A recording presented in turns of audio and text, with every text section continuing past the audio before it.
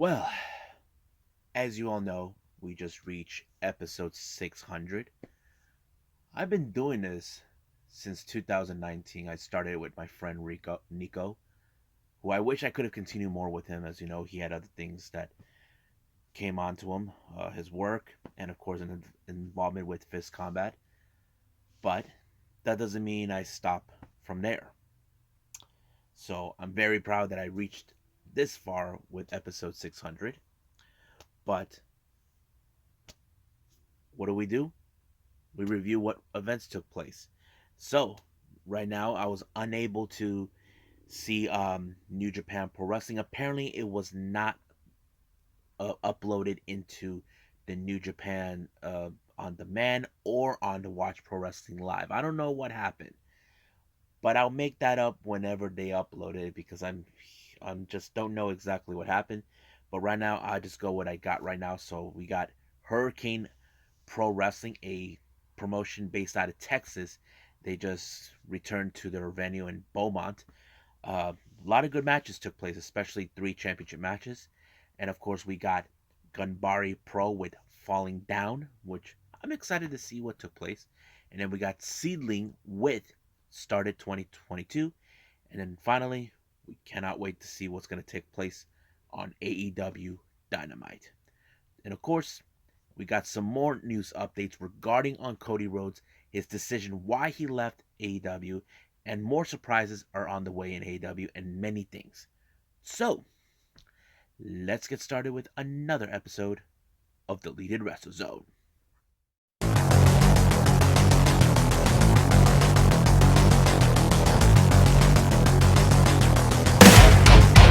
Are you ready?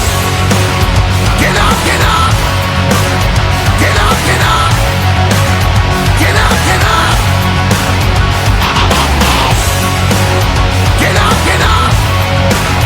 Get up, get up! Get up, get up!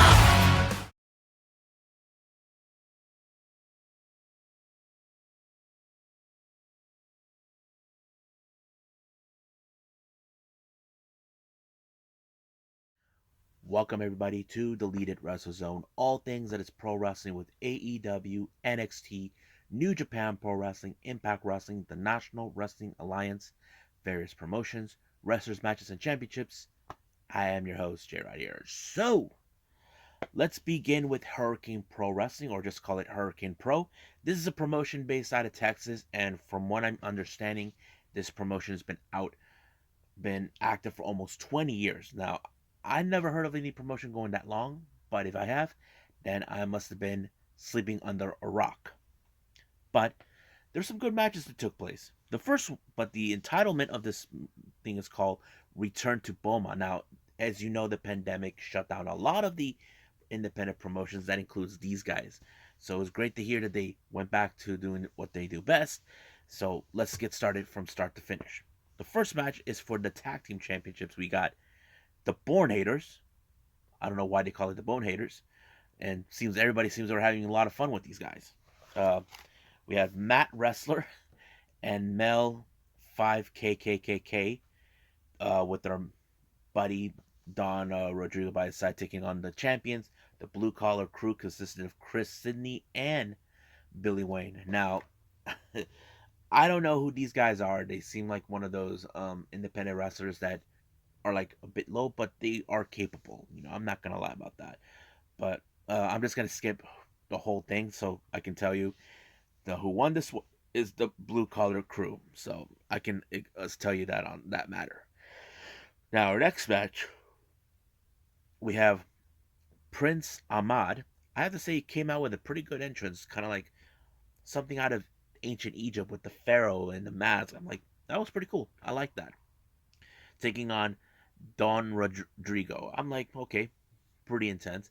So it was a pretty interesting match. Very, in, how do I say, fun to watch. But however, Don Rodrigo walked out with victory when he pinned Ahmad in order to have the W.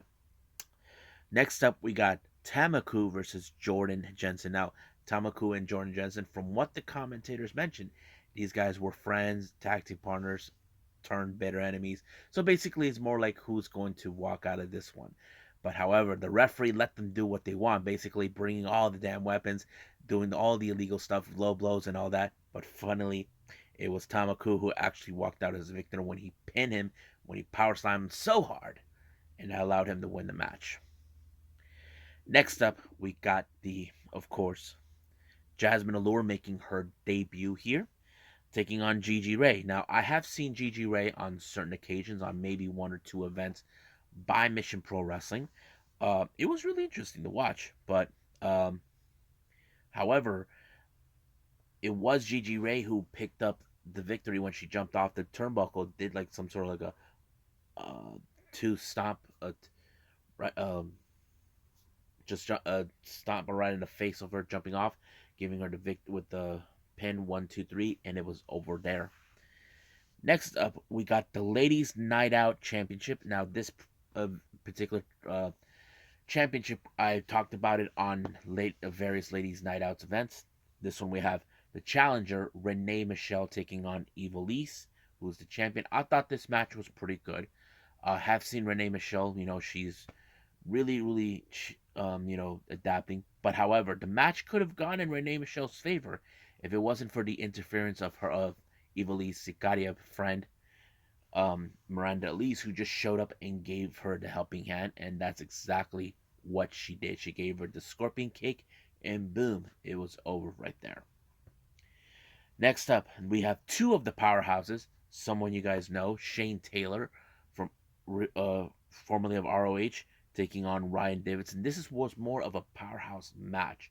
Now, these are like two behemoths that you don't know who's going to walk, but it was Davidson with the driver that pulled off the victory with the 1, 2, 3 and pinned Shane Taylor, and Shane Taylor gained respect from Davidson. Next match, we got Alexander Crowley taking on Jared Wayne. This was more of a like, okay, who how to say it? I don't know. Excuse me. I have heard that name Alexander Crowley, but I just don't remember where. But it was a very intensified match. Basically, it's more like Jarrett trying to be the hero sort of things. I'm not sure, but it was Jarrett who picked up a really good victory by pinning Crowley and, of course, celebrating the victory with his family, who were right there on the ringside. Now, our main event is the Hurricane Pro Cruiserweight title between Taya Valkyrie, who, as you guys know, she was released from WWE when she was known as Frankie Monet back then. Now she's back taking on the champion, Miranda Lees. I thought this was a very interesting match. Basically, you were like considered that, okay, Taya Valkyrie was trying to regain that Huera Loca reputation that she's known for. But unfortunately, it was Miranda Lees with the shiniest wizard that put her away to retain the title. Now, what did I thought about this show? I have to say it was okay. It was decent, but um, there are some wrestlers I still don't know. I mean, I have seen familiar faces like Jasmine Allure, Gigi Ray, Renee Michelle, Eva Lee, Shane Taylor, Tail Valkyrie, and Miranda Lees. Like maybe half of these wrestlers who were booked on this event, I recognize. The others I don't. But if I have to rank this one, I would say I give it maybe a 6.5, in my personal opinion. So if you guys ask me how can you watch this, it's on the watchprowrestling.live. You can see it from there. So yeah. So that's pretty much it what took place on Hurricane Pro, but I believe it's time to move on to the next review, and that's going to be Ganbare Pro Falling Down.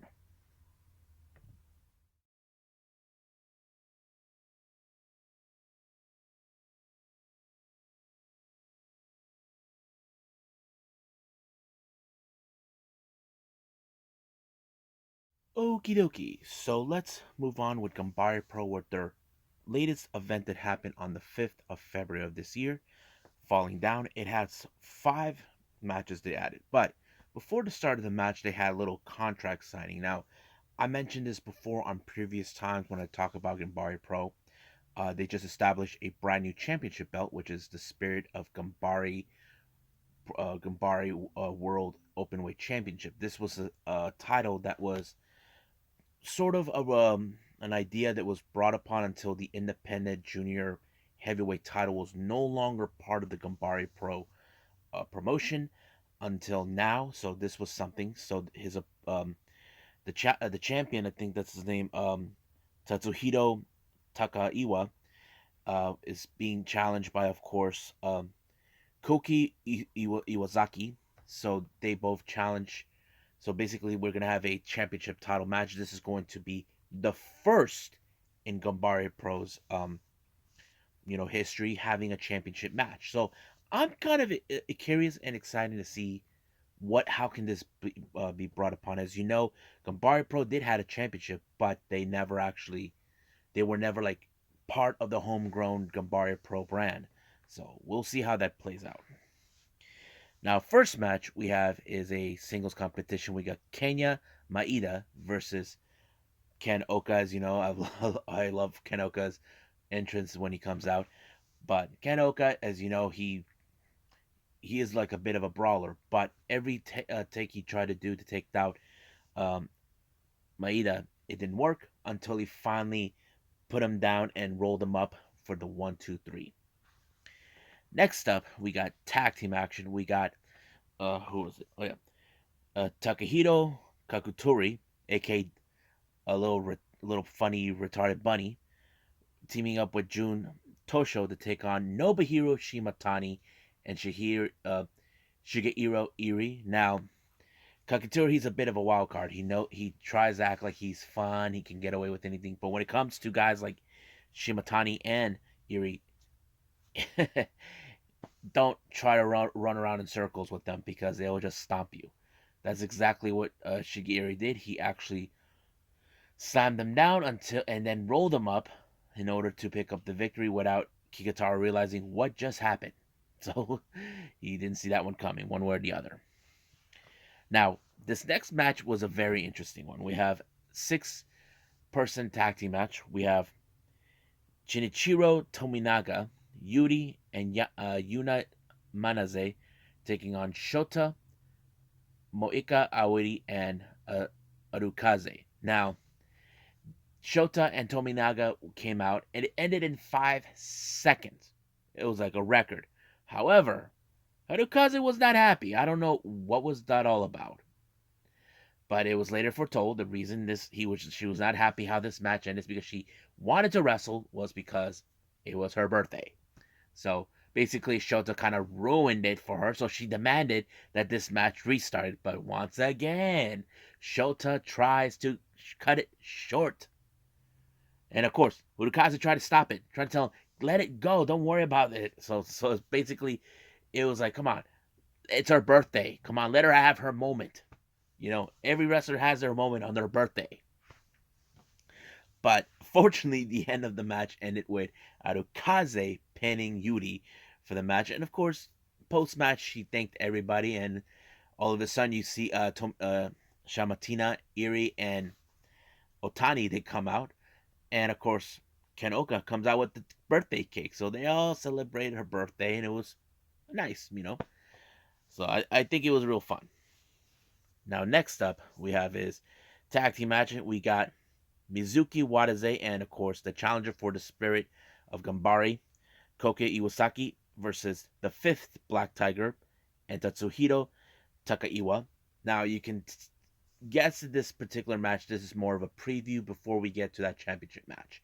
I mostly would agree. But however, like how this match was going to end and has its outcome, at first I thought it was going to fall into favor with Watase and Iwasaki. But no, it was, of course, Takaiwa that pulled up the victory when he pinned Watase for the match, probably sending a clear message to Iwasaki, telling him, you may be my first challenger, but you won't be able to beat me, that sort of thing. Now, our next match is a 6-man tag team match, which is our main event. We have, of course, Tyson Maiguchi teaming up with Tanomuzaku Toba and Kitsuki Ishii, taking on Yumehiro Imanari, Tsuyoshi Okada, and of course, Chuchiro Katsumura. Now, this was a really interesting match. It was really interesting to see. As you know, this there was a lot of implications of this match completely, especially when there's a bit of a rivalry between certain wrestlers. But it was what's his name, Katsumura, who put away Ishii for the count when he did like a somewhat version of the Iron Claw from the Von Erichs, but they did allow him to win the match. So it was a very interesting matchup, especially everything else. But what did I thought about this one? It was pretty good, especially I did enjoy when they celebrated Harukaze's birthday. She deserved to have a birthday time. Uh, I don't know if I did. I mean, I do follow her on Twitter, but I don't know. But we'll see. I just enjoy it. But there is another Ganbare show that I will be reviewing real soon, and I don't know when would that be, but stand by for that. But right now, I believe it's time for some SEAdLINNG.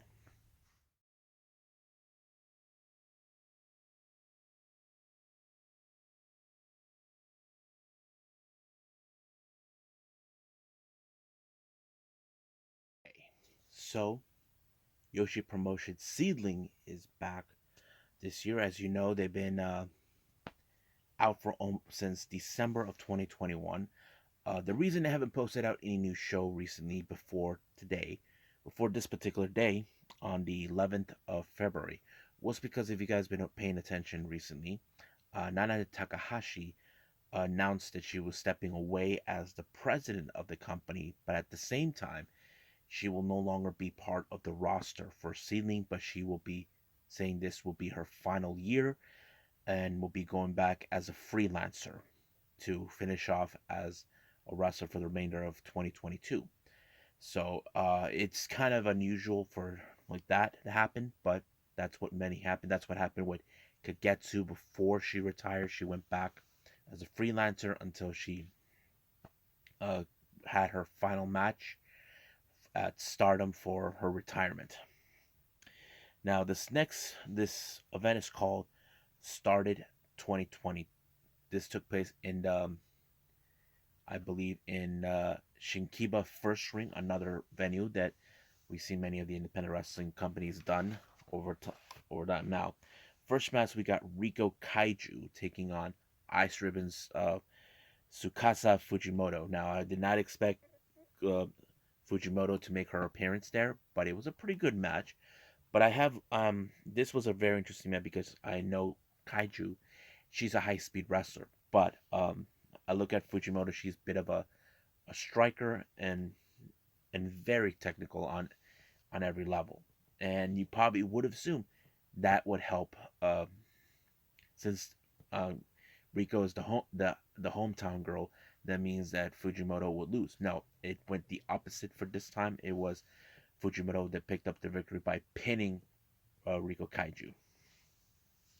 Next up, my favorite, high speed four-way match with the referee Natsuki Taiyo in charge. We have Akira from Pure J, Miyuki Takase, Ayame Sazazumura, and Nanako Nakamori. Now, keep in mind, high speed means you got to go faster. Now, even the referee will do the same thing. She's a bit more rough, and there are times that she gets involved in her matches. Don't ask me why, but they're a lot of fun to watch. I enjoyed watching these matches all the time. But it was, of course, Miyuki Takase who picked up the victory by pinning um, Sazamura, and she gets next match. We got Riko Kaya, um, Kawahara taking on Anake Ryo Mizunami. I thought it was a pretty good match. I enjoyed it. Basically, Riko, she's one of the younger girls, basically a freelancer, but she's kind of a bit newer, maybe 2 years of experience in a ring. But as you know, Ryo Mizunami, she has more experience to her. But I have to say, Rico did put up a good show on this one. But however, she came up short thanks to Rio when she applied of course, the guillotine, and that was over. But in post match, I don't know what she said to her, but I'm assuming that she told her how she appreciated how strong she has become, how much she's learning. Maybe that's pretty much what's been happening. But I have to say, Rico really put up a pretty good fight. I did see her on the Marvelous show, but this is how I see it. Now, our main event It's a six-person tag team match. We got one corner, Itsuki Aoki, Hiroyo Matsumoto, and Yoshiko taking on two members of La Frescas de Oiscas, consistent of Makoto and Osaka, teaming with, of course, the Beyond the Sea champion, Arisa Nakajima. Now, this was a pretty good match. I think it showed a lot of character, but however, you can tell that right now Nakajima will have her head has a target in her back. Now, she won this title from Ryo Mizunami in, last December. Now she has to find out who will be the lucky competitor. But unfortunately, it was her who actually picked up the victory. But sadly, it became clear apparent that she chose her opponent, and that opponent was, of course, Yoshiko. So basically, we're going to see these two face off somewhere down the line. Hopefully soon, but if not, if I don't get to see it, then it's too bad. So I think that's pretty much it what we got with Sealing. So let's go with AEW Dynamite.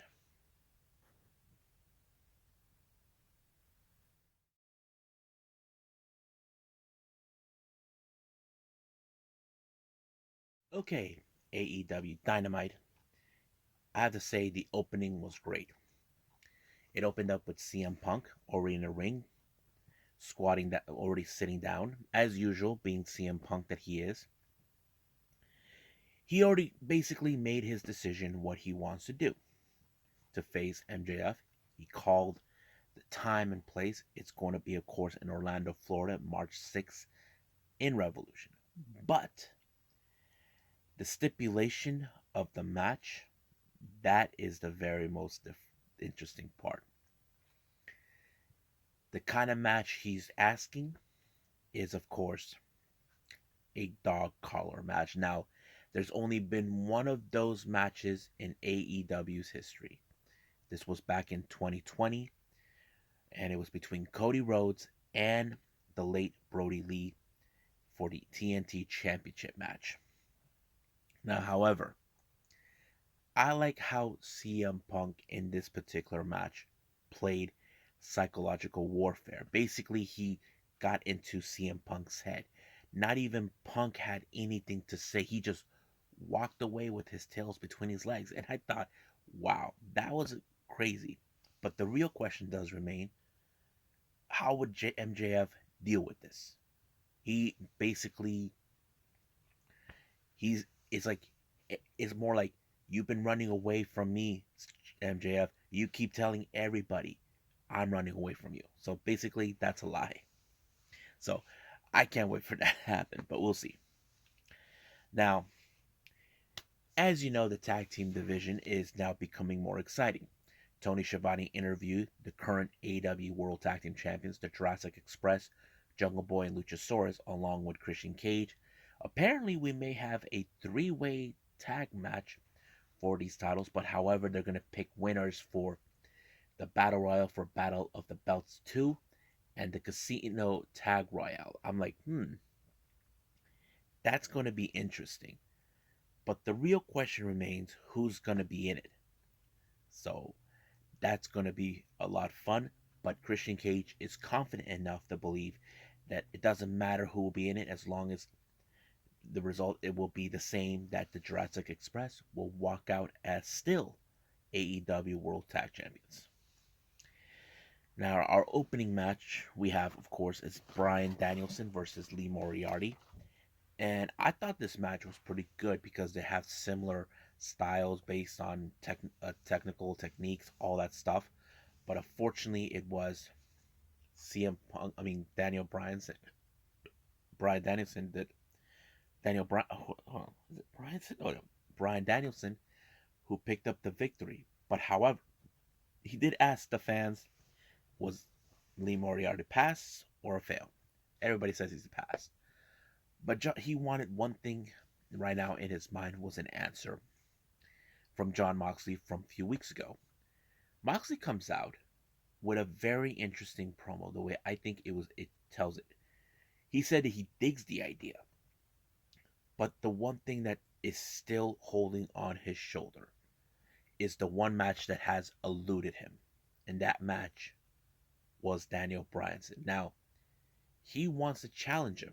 Not because it's more like I have deep hatred. It's more like, to me, I look at John Moxley trying to go after Danielson more like his white whale, the one opponent that eluded him many times over. So you look at John Moxley as Captain Ahab chasing his white whale.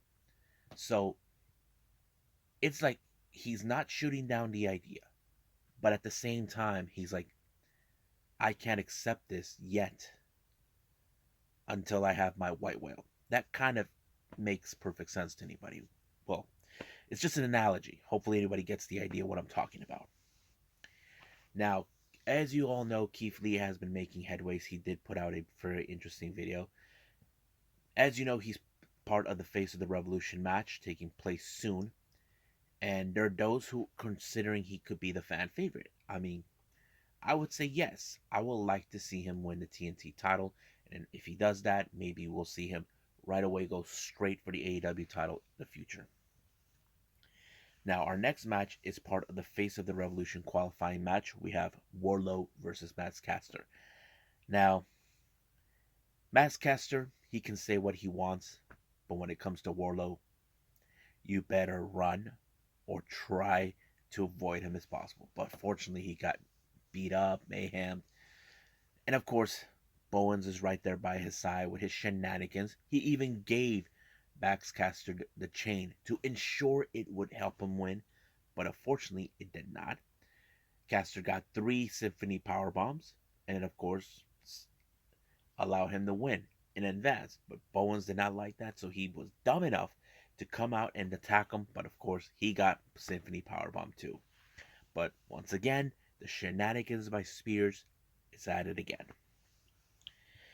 Now, as you know, Britt Baker has always had a plan.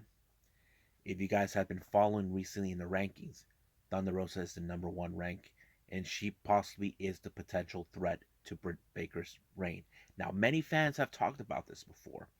We have expected to see that one way or the other, we will see Britt Baker and Thunder Rosa win the match. Will be in a women's world title. Now, Britt Baker has no intentions of losing that title. She wants her out in order to ensure she'll be knocked out of the top 5.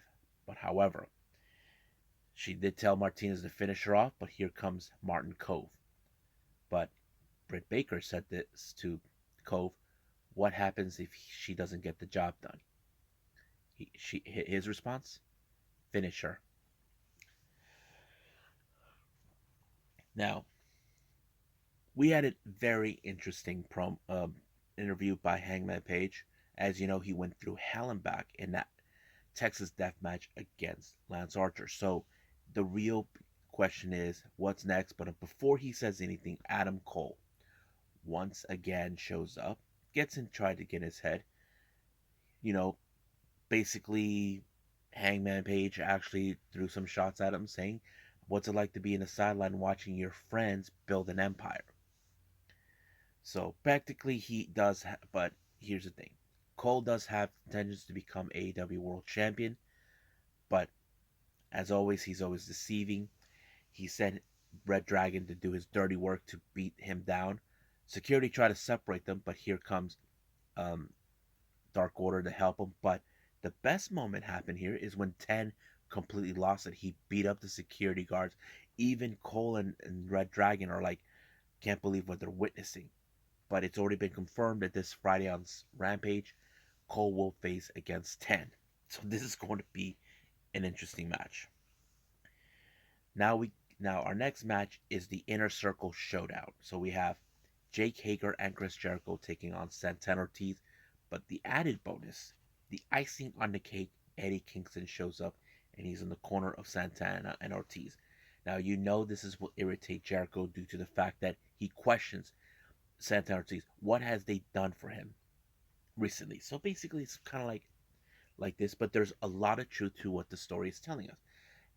Santana Ortiz have been unsuccessful obtaining the tag titles, and that kind of puts out in a way like saying they're right, but in this particular way, it was Santana Ortiz that walked out the victors as the match. But later, the whole thing went into a brawl between Kingston and Jericho. I have that distinct feeling we may see those two face off in Revolution. So that's my prediction, but we'll get to that until that it's announced or been booked. Now, once again, the Cutler Cam is on. The Elite. As you know, Red Dragon and the Young Bucks, two tag teams that we've known so far, they have fought against each other multiple times. These two teams are they are now on the hunt for the tag titles. However, there are two chances they got. They got the Battle Royal tag match, and then there's the Battle Royal at the Battle of the Belts. So basically, there's two. But who, I think they're saying, who's going to be walking into who? Who walks out in the Casino Battle Royale tag match? Or the Battle of the Belts tag match? That sort of thing. So that kind of puts it. And of course, Cole conflicted to which way to go. But once again, he yelled at Cutler to turn off the camera. Now, our next match is the no disqualification match between Mercedes Martinez and Thunder Rosa. Now, if you guys are trying to compare this match to Britt Baker and Thunder Rosa, to be honest with you, I think the Britt Baker and Thunder Rosa was a lot more better than this one because it had a lot of things, but it was unsanctioned. That was the difference. But you can tell these women were trying to destroy each other, but it was Thunder Rosa that walked out the victor by applying the Fire Thunder Driver. But of course, as soon as the match was over, here comes, of course, Britt Baker to see Martin Cove, who was watching the match, and told her, I told you she was weak. Finish her. So they attacked Thunder Rosa, and then they wanted Mercedes Martinez to feel the pain and to finish her off once and for all, but she was hesitant, you know. But once again, they attacked her, but Jamie Hayter was the one who took care of her. So right now, Britt Baker should be worried that her title reign could be coming to an end soon. Now, with the concerns of the video package coming from Penta, it looks like the House of Black has something up its sleeve. Looks like they're preparing for something, but if you guys paid attention to the end of the video, there was a mysterious figure in the back. Now, we can talk about that in a little bit, but I will explain to that a little more. You can guess who that is, but that's only speculations. Now, as you know, Jay White has been making headways. He is demanding that, telling the fans, like saying, it was me because if it wasn't for me for beating Kenny, he would not have left Japan. So it's kind of like he's taking all credit for it. So, I don't know. It's kind of cool. But at the same time, he did say that he is going to deal with Trent Beretta. So that is obvious, but we'll see what happens. Now, our main event is the TNT Championship between Darby Allin and Sammy Guevara. This match was another classic match. I think this is the third time these two fought each other. But in some point, Jose, the assistant, showed up, but Sting took care of him. But right when Darby was about to do the coffin drop onto Sammy, Andrade whacked him with the tablet because he still has his mind to become TNT champion. And of course, Sammy won by applying the GTH, but he was attacked by Matt Hardy, who, if you guys remember their history that they had 2 years ago. And of course, Sammy tried to save Darby, but he was attacked by, of course, Andrade, and then he took the belts with him. So basically, we'll see a championship match between Darby and Sammy. Now, if I'm a betting man, I would say that match will take place at some point in Revolution. I think that's the best logical choice. So I think that's pretty much it right now. So let's move on with some news updates.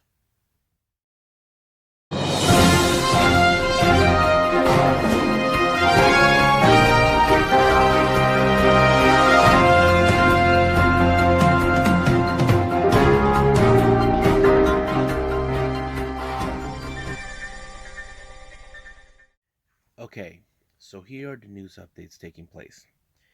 If you guys have been following recently, Cody Rhodes has officially left AEW, but there's been more information that's been coming out. One factor that has been revealed is that Cody wanted more money. As you know, apparently he wanted the same kind of pay rate that CM Punk and Bryan Danielson have. So apparently he did not get that. But one factor that was later revealed that say the reason he also left was because, as you know, um, it's all in the genes. Cody wants to pay homage to his father. If you guys know his dad, he's not just a great wrestler, the American Dream.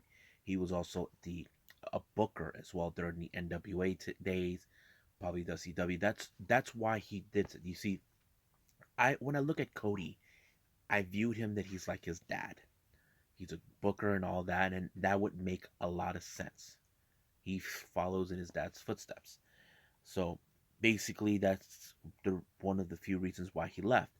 Now, there's been talk that he's been in talks with WWE. Vince says that he has major plans for him. Now, there's plans that they want to give him a good push. Now, remember, he wanted that push years ago, but now he wants him back. But we'll see now what happens then. Now, speaking of Cody, his wife, Sports Illustrated reported that will not expect, there was no indication of any return of Brandy being in WWE. So basically, it's still no word if she will be returning. Now, I did saw some tweets on that. Many fans says she's probably better off with Impact or somewhere else, because the thing is this: do we need WWE to have her there? I mean, look, if you guys remember this, Brandy was a ring announcer when she first started, when she first met Cody. So, do you think that's the kind of life she wants to be? A wrestler, not a ring announcer. That's not who she is. But you know how WWE is, they would think, or the obvious question is saying, be a mom to your kid. So that kind of may play out, but we'll see where they're gonna go with that. Now, if you guys been hearing about what's going on, there's been talks about saying their plans to bring in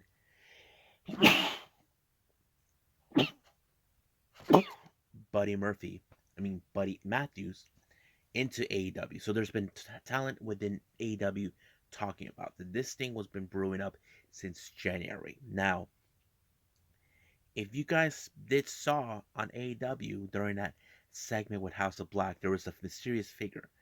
Those are saying that is Buddy Matthews. I have to say, it kind of looks like him, but I cannot, how do I say, um, cannot agree until I see it. If it is him, good. At least they're doing something right. Now, for those who know, every year we have this thing, the WrestleCon, the Super Show. It was announced for their event, the WrestleCon Super Show. We have, of course, Biff Busick, formerly known as Orny Lorcan, taking on none other than the King, Minoru Suzuki. Yes, folks, you heard me right. Orny Lorcan versus Minoru Suzuki. That's going to be one hell of a match. I have to say, if I get to see this match, it's going to be awesome. Now, for all you Pro Wrestling Noah fans out there, this was announced by Daisuke Irada from Pro Wrestling Noah, one of the most well recognized juniors in the promotion. He made a big announcement in Korakuen Hall recently, saying that there's going to be a 2-night event in Sumo Hall in April that involves all the new Noah Juniors, only for the N Innovation event. But he also said he would like to have all the juniors from all over Japan, all the junior heavyweight competitors. I'm assuming possibly from Dragon Gate, All Japan, New Japan, wherever they're from. But he also said he would like to have some gaijins involved.